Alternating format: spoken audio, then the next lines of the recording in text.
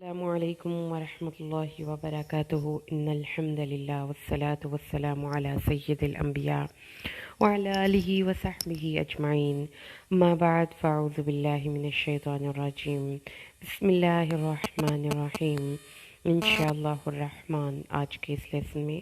سورۃ آل عمران آیت 65 اور 66 کا ترجمہ اور معنی کی ہم مختصر سی وضاحت پڑھتے ہیں اللہ کے حکم سے۔ اعوذ باللہ من الشیطان الرجیم بسم اللہ الرحمن الرحیم۔ یا اہل الکتابی، اے اہل کتاب، لما کیوں تحاجون، تم جھگڑا کرتے ہو، فی ابراہیم، ابراہیم کے بارے میں، وما انزلت التورات، اور نہیں نازل کی گئی تورات، والانجیل، اور انجیل، الا سوائے من بعدہ، اس کے بعد، افلا تعقلون، کیا پس تم عقل سے کام نہیں لیتے ہو، ہا انتم، تم وہ لوگ ہو، ہا اولائی، وہی لوگ، ہا جج تم، جو جھگڑا کرتے ہو تم، فیما، اس چیز میں، لکم، تمہارے لیے تھا، بھی علم، اس کا علم، فالما، پس کیوں تم تحاجون، جھگڑا کیا، فیما، اس میں، لیس لکم بھی علم، جس کا تمہیں قطعاً کچھ علم نہیں ہے، اللہ یعلم، اللہ جانتا ہے، وانتم لا تعلمون، اور تم نہیں جانتے ہو۔ اے اہل کتاب، تم ابراہیم کے متعلق بحث میں کیوں پڑھتے ہو، حالانکہ تورات اور انجیل ان کے بعد ہی نازل ہوئی، کیا تم نہیں سمجھتے؟ سنو، تم وہی لوگ ہو جنہوں نے اس چیز پر بحث کی جس کا تمہیں کچھ نہ کچھ علم تھا، تو اب تم اس چیز کی بحث میں کیوں پڑھ رہے ہو جس کا تمہیں کچھ بھی علم نہیں ہے، اللہ کو علم ہے اور تم بے علم لوگ ہو۔ حضرت ابراہیم علیہ السلام تمام بڑے بڑے ادیان میں جد امجد مانے جاتے ہیں۔ حضرت ابراہیم کی نسل سے تمام کے تمام انبیاء کا سلسلہ چلتا رہا، اور حتیٰ کہ اللہ تعالیٰ نے حضرت ابراہیم کے دوسرے بیٹے حضرت اسماعیل کی نسل سے حضرت محمد صلی اللہ علیہ وسلم کو پیدا کیا، اور اس طریقے سے نبوت کا سلسلہ ختم کر دیا۔ حضرت ابراہیم تمام جتنے بھی بڑے بڑے ادیان ہیں اس وقت دنیا میں، ان سب کی جو شاخیں یا جڑیں ہیں وہ حضرت ابراہیم سے نکلتی ہیں۔ ان کے دو بیٹے تھے، حضرت اسحاق اور حضرت اسماعیل۔ حضرت اسحاق کے بیٹے حضرت یعقوب، اور یعقوب سے آگے ان کی نسل چلی، اور اس میں کافی دیر تک نبیوں کی آمد کا پے در پہ ایک سلسلہ جاری رہا۔ حضرت ابراہیم اور حضرت موسیٰ، ان دونوں کے درمیان تقریباً 700 سال کا عرصہ، اور حضرت عیسیٰ اور حضرت موسیٰ کے درمیان 1000 سال کا عرصہ۔ لیکن یہود اور عیسائی آپس میں بحثیں کیا کرتے تھے۔ یہود کہا کرتے تھے کہ حضرت ابراہیم یہودی تھے، اور عیسائی کہا کرتے تھے کہ حضرت ابراہیم عیسائی تھے، اور وہ انہی باتوں کے درمیان آپس میں بحث کیا کرتے تھے، اور وہ یہ کہتے تھے کہ وہ یعنی کہ عیسائی کہتے تھے کہ وہ حضرت ابراہیم علیہ السلام کے صحیح معنوں میں پیروکار ہیں، اور یہود کہا کرتے تھے کہ در حقیقت ابراہیم تو یہودی تھے، لہٰذا وہ ان کے دین کے پیروکار ہیں، اور اس بحث کے نتیجے کے طور پر وہ آپس میں ایک دوسرے پر حجت بازی کرتے تھے۔ تو اللہ تعالیٰ نے قرآن پاک میں ان کی اس ایک روش کو، ان کی ایک اس کیریکٹر کو، اور ان کی ایک ایسی عادت کو ریفر کیا ہے جس میں کہ وہ لوگ آپس میں بے مقصد بحث پہ الجھ کر اپنے آپ کو جو اصل کرنے کا کام ہے اس سے ان توجہ ہٹا رہے ہیں، اور وہ بے مقصد بحث کیا ہے کہ ابراہیم علیہ السلام یہودی تھے کہ عیسائی تھے۔ اس کے بعد اللہ تعالیٰ نے اسے اگلی آیت میں ارشاد فرمایا کہ وہ چیز جس کا تمہیں کوئی علم نہیں اس میں تم بحث کیوں کرتے ہو، اس چیز میں تو چلو تمہیں بحث کرنا کی جو کہ جس کے بارے میں تمہیں کچھ نہ کچھ علم تھا، جھگڑا کیا، حجت بازی کی، ایک دوسرے کو نیچا دکھانے کی کوشش کی، لیکن وہ چیز جس کے بارے میں تمہیں کوئی علم نہیں ہے وہ کیسے تم اس کے بارے میں بحث کر سکتے ہو، جبکہ تمہیں نہیں پتا کہ حضرت ابراہیم علیہ السلام کا مذہب کون سا تھا، کیونکہ تمہارے پاس کوئی واضح سورس نہیں، وہ تم سے کئی ہزار سال پہلے دنیا سے چلے گئے۔ جب علم نہیں ہے، سورس نہیں ہے، تو اس چیز کے بارے میں جھگڑا کیوں کرتے ہو؟ اللہ جانتا ہے اور تم نہیں جانتے۔ تو ایک اس وقت اس آیہ مبارکہ کی تفسیر ہے، اور اس تفسیر میں اللہ تبارک و تعالیٰ نے حضرت ابراہیم علیہ السلام کے بارے میں ان لوگوں کا جو ایک عقیدہ تھا، یا حضرت ابراہیم علیہ السلام کے بارے میں جو ایک عقیدہ تھا ان لوگوں کا، وہ اس کو ریفر کر رہے ہیں۔ لیکن ایک بات ہم اس کو کہہ سکتے ہیں کہ آپ اس کو ایز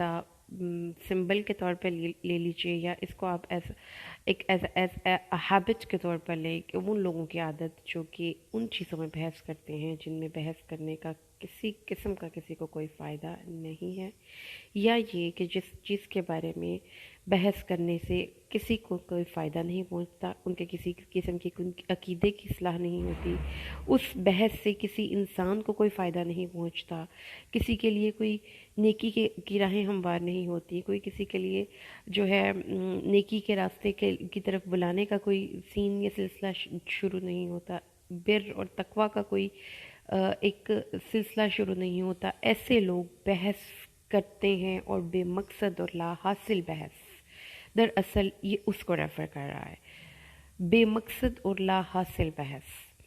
جس کو کہ اللہ تعالیٰ نے ناپسند کیا، بے مقصد گفتگو کو ناپسند کیا، بے مقصد سوالات کو ناپسند کیا، بے مقصد بحث کو ناپسند کیا، اس چیز کو ناپسند کیا کہ کوئی انسان، دو انسان آپس میں بس محض اپنے انا کی خاطر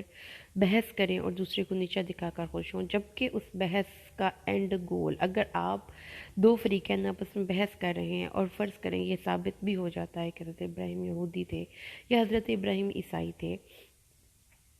تو اس کی at the end of the day اس دلائل کے ثابت ہو جانے سے یہود یا نصارہ میں سے کسی کو کیا فائدہ پہنچ سکتا تھا؟ کوئی فائدہ نہیں پہنچ سکتا تھا اوبویسلی، کیونکہ جب تک وہ لوگ حضرت ابراہیم کو فالو نہ کریں ان کی ٹرو لیٹر اور اسپرٹ کے ساتھ، تب تک حضرت ابراہیم علیہ السلام کے عیسائی یا یہودی ہونے کا ان کو کوئی فائدہ کسی بھی حوالے سے نہیں پہنچنے والا۔ تو یہ ایک ایسا ایک سوچنے کا انداز آپ کہہ لیجئے کہ انٹلیکچوئل فیلسفی ہے، آپ یہ کہہ لیں کہ آپ لاجیکلی کسی دوسرے بندے کو نیچا دکھانے کی کوشش کرتے ہیں، اس کو دلائل سے آرگیومنٹ سے نیچا دکھانے کی کوشش کرتے ہیں، اس کے بارے میں بحث کرتے ہیں، اس کے بارے میں اسٹڈی کرتے ہیں، نالج اکٹھا کرتے ہیں، اور آپ کا جو الٹیمیٹ گول ہوتا ہے وہ کچھ بھی نہیں ہوتا سوائے اس کے کہ آپ نے یہ مناظرہ اس لیے کرنا ہے کہ میں فریق ثانی کو زیر کر سکوں یا نیچا دکھا سکوں۔ تو وہ جو آپ کی ایک کوشش ہے، وہ ایفرٹ ہے انٹلیکچوئل، آپ کا اس چیز کے بارے میں اسٹڈی کرنا، آپ کو اس چیز کے بارے میں دلائل کو ایک دوسرے کے ساتھ مربوط کرنا، ایک دوسرے کے ساتھ ان چیزوں کو کنیکٹ کرنا، اس کا اللہ تعالیٰ کی نظر میں کوئی فائدہ نہیں ہے۔ تو اگین میں آپ جب قرآن پاک کو ایز اے طالب علم پڑھتی ہوں تو مجھے نہیں لگتا کہ یہ کوئی بہت پرانی کہانیاں ہیں، کیونکہ جب ہم قرآن کو اپنی لائف سے ریلیٹ کریں گے تو ہمیں قرآن کو سمجھ کر اسے وزڈم نکالنے آئے گی۔ اگر آپ اس کو صرف اس دور میں پڑھیں کہ یہود سمجھتے تھے کہ ابراہیم ہم سے ہیں اور عیسائی سمجھتے تھے، تو آپ کو لگے گا کہ یہ تو پتہ نہیں کون سے دور کی باتیں چل رہی ہیں، بھائی اس کو میں کیوں پڑھ رہی ہوں قرآن پاک کے اس مقام کو، اس کا میری لائف سے کیا کنیکشن ہے، جو کہ ریلیونٹ، ہائیلی ریلیونٹ۔ جو آج کل سوشل میڈیا کا دور ہے، ٹھیک ہے، تو اس میں تو بحث در بحث کوئی ایک ایشو شروع ہو جاتا ہے جس کو آپ وائرل ویڈیوز بولتے ہیں، اس کے بعد اس پہ جو لا حاصل بحث کا ایک ایسا لامتناہی سلسلہ شروع ہو جاتا ہے جس کا مقصد کچھ نہیں سوائے بحث برائے بحث کے، ڈسکشن برائے ڈسکشن کے، تنقید برائے تنقید کے، discussion for the sake of discussion, اس پہ میمز بن رہے ہیں، اس پہ سانگس بن رہے ہیں، اس پہ لوگ بیٹھ کے باتیں کر رہے ہیں، کوئی اپنی ویڈیوز بنا کے اپلوڈ کر رہے ہیں، بہت سے ایشوز چلے پیچھے بھی، آپ نے اس کے بارے میں جیسے عورت مارچ کے بارے میں آپ نے دیکھا ہوگا، اس کے علاوہ آپ نے دیکھا ہوگا یہ جو بھی آسیہ کا کیس چلا تھا، وہ زینب کا کیس چلا تھا، تو یہ ایسی چیزیں ہیں جو کہ ہماری لائف میں اتنی زیادہ اس وقت ہو چکی ہے کیونکہ بحث برائے بحث ایکچولی ہمارا ٹائم ویسٹ کرتی ہے، ہماری ایفرٹس ویسٹ کرتی ہے۔ ہم وہ ایفرٹس اور وہ ٹائم کسی اور جگہ پر پازیٹیو سائڈ سے یوز کر سکتے ہیں اگر ہم قرآن پاک کے اس اسلوب کو، اس اصول کو سمجھ لیں کہ بے مقصد سوالات نہیں کرنے۔ حضرت موسیٰ اور حضرت خضر کا واقعہ انشاءاللہ جب ہم سورۃ الکہف میں جا کر پڑھیں گے تو آپ اس چیز کے بارے میں سمجھیں گے کہ حضرت موسیٰ کو ان کے ٹیچر نے right from the very start of a journey of education کہہ دیا تھا کہ جب تک میں نہ بتاؤں سوال نہیں پوچھنا۔ وائی؟ بیکاز ہی وانٹڈ کہ وہ اس چیز کو فوکس کریں جو وہ دیکھ رہے ہیں، آبزرو کریں صرف، اور ہر بات پہ ہر وقت بے مقصد سوالات پوچھنے سے منع کیا گیا ہے. لا تسألوا عن اشیاء ان تبد لکم تسؤہم. ایکسٹرا کوسچنس نہیں کرنے، بے مقصد بحث نہیں کرنی. اپنی بولنے کی جو ایبلٹی ہے نا ہماری، وہ آپ نے بے مقصد یوز نہیں کرنی. اسی لیے ہمیں بطونی ہونے سے منع کیا گیا. رسول صلی اللہ علیہ وسلم کو یہ نہیں کہا گیا کہ آپ نے ان کو منا کے ہی اٹھنا ہے. بھائی کفار کو مان گئے تو پھر کیا ہوگا؟ اگر وہ عمل سے اپنے آپ کو مناتے ہیں تو ٹھیک ہے، اگر وہ صرف زبانی کلامی مان جاتے ہیں تو فائدہ کوئی نہیں.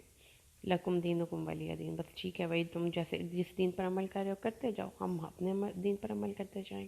تو اپنی جو ذات کا وقار ہے نا، بحث کر کے وہ ویسٹ نہیں کرنا. اور اس کے ساتھ ساتھ آپ تحقیق کرتے ہیں، آپ اسٹڈی کرتے ہیں، آپ بکس پڑھتے ہیں. اچھا، میں بحیثیت طالب علم ایک قرآن پاک کے، میرا سوشل میڈیا سے، ڈفرینٹ ویب سائٹ سے، گوگل سے، یوٹیوب سے میں کافی مٹیریل اس کے حوالے سے سنتی پڑھتی رہتی ہوں. تو جو چیزیں مجھے سمجھ میں آئیں وہ یہ ہیں کہ رائٹ ناؤ، اس وقت ہماری 21 سینچری میں اور 2021 میں بہت شدید کمی ہے ایسے علماء کرام کی جو کہ صحیح معنوں میں قرآن کی تفسیر کریں اور حدیث کا درس دیں. ہمارے پاس اس وقت بہت زیادہ ایسے لوگ ہیں جو صرف بحث برائے بحث کرتے ہیں، جو مناظرے کا چیلنج دیتے ہیں، جو فلاں کی فلاں کتاب کے فلاں ریفرنس کو بتا کر دوسرے بندے کو نیچا دکھانے کی کوشش کرتے ہیں، جبکہ علماء کرام کی اکثریت ان کاموں میں پڑی ہوئی ہے جس کا عوام کو کوئی فائدہ نہیں. تو اس لیے اللہ تعالیٰ نے یہاں پہ یہ بات بتائی کہ عوام الناس کو گائیڈ کرنا علماء کی ذمہ داری ہے. عام عوام کو قرآن کا اور اپنی شریعت قائم دینا علماء کی ذمہ داری ہے. جبکہ علماء اگر صرف بے مقصد بحثوں میں ہی اپنا وقت الجھائیں گے اور عوام کو الجھائیں گے تو وہ مقصد سے فوکس نہیں رہے گا، ان کا راستے سے وہ ہٹ جائیں گے. تو یہ آج ہمارا کرنے کا کام ہے. میری عادت ہے اگر کہ میں بے مقصد اپنے کسی ریلیشنز میں اگر میں فضول بحث کرنے کی عادی ہوں تو اللہ سے دعا کرتی ہوں اور اپنے آپ کے ساتھ ایک وعدہ بھی کرتی ہوں کہ اپنے آپ کو بحث برائے بحث سے بچانا ہے. آپ بھی کریں. قرآن پاک کا یہ مقام یہی بتاتا ہے کہ ابراہیم کے بارے میں بحث کرنے کی ضرورت تمہیں نہیں ہے، اس لیے کہ تمہارے پاس نالج نہیں. جب تمہارے پاس نالج نہیں تو پھر تم اس بات پہ بحث نہیں کر سکتے. اور دوسری بات یہ کہ اس بات کو اگر پروف بھی کر دیا جائے کہ ابراہیم یہودی تھے یا عیسائی تھے تو اس کا فائدہ کچھ بھی نہیں تم لوگوں کو. ہاں اس وقت ہوگا جب ابراہیم جیسے عمل کرو گے، اس جیسا عقیدہ لاؤ گے، اس جیسے توحید خالص لاؤ گے، اور اس جیسا اللہ کے ساتھ محبت اور اس کے لیے قربانی کا جذبہ لاؤ گے. اگر یہ نہیں ہے تو پھر ابراہیم کو یہودی یا عیسائی پروف کر دینے سے خالی اگر تم اپنے اس دعوے میں سچے بھی ثابت ہو جاتے ہو تو فائدہ کسی کو کچھ نہیں، کسی عام انسان کو بھی نہیں، کسی خاص انسان کو بھی نہیں. تو اس بات پر اللہ سے دعا کے ساتھ آج ہم اپنا لیسن اینڈ کرتے ہیں کہ اللہ تبارک و تعالیٰ سے دعا کرتے ہیں. اللہ تبارک و تعالیٰ جو قرآن والے اخلاق والا انسان ہے، جیسا کہ اس کو پسند ہے، اس جیسا اخلاق ہم بھی اپنے اندر پیدا کریں اور اللہ تبارک و تعالیٰ ہمیں اپنا قرب نصیب کرے اور یہ دین ہم اپنی نسلوں میں منتقل کریں. آمین. بارک اللہ لی و لکم فی القرآن الحکیم. نفعنی وإیاکم بالآیات والذکر الحکیم. السلام علیکم ورحمۃ اللہ وبرکاتہ.